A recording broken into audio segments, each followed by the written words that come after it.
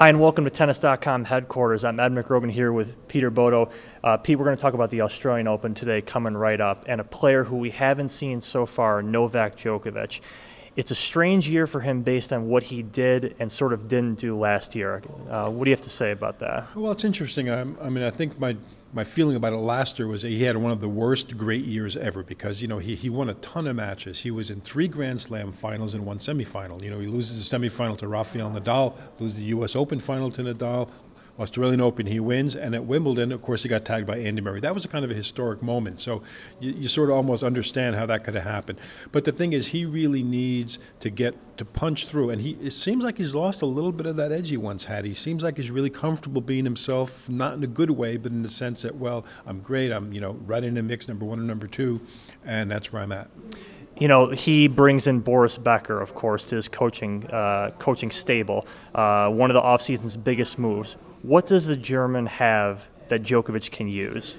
Well, yeah, Becker always had a tremendous appetite for the big moment. He had it for the crisis moments in a match. He played some tremendous matches in terms of the competitiveness. And, he didn't win all of them either, so it's really not about that. It's not that Becker's going to, show him how to beat Nadal or show him how to beat Murray. What Becker's going to do, though, is to get him to focus and to really embrace those big moments. We saw in that French Open semifinal, particularly with Nadal, that he sort of slipped back a little. Djokovic withdrew a little bit into himself at that time. That's when you have to go outward like Becker would do, get up there huffing and puffing, and that big serve with the knee bend. I think he needs to bring that intensity into Djokovic's game. I mean, do you see Becker also bringing more of an attacking style to Djokovic? Because I think a lot of people are thinking that this new stable of legendary coaches might bring the current players a more attacking verve to their game. Well, that's funny because one of the big narratives in the past, decade or two has been that what happened to the serve and volley game, what happened to attacking tennis, how come these guys like Federer don't serve and volley more?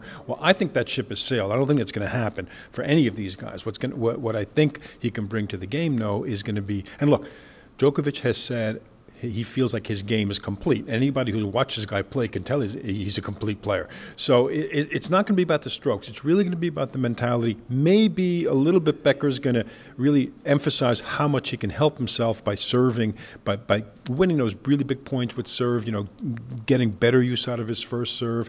But that's about it technically.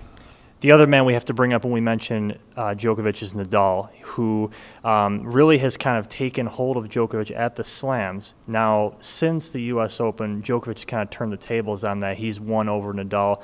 But I think until proven otherwise, Rafa has the upper hand over Djokovic at the slams.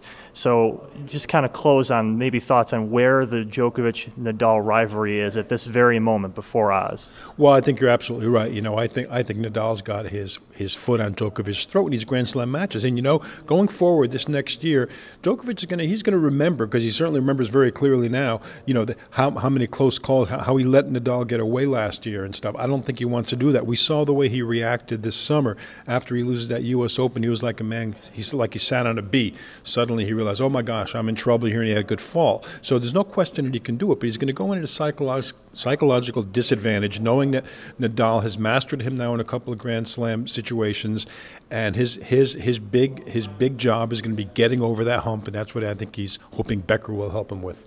It was the story of last year. It's going to be the story, at the start of this year for sure. So we'll see what happens at the Australian Open. And thank you for tuning in. For Pete Bodo, I'm Ed McGrogan for Tennis.com.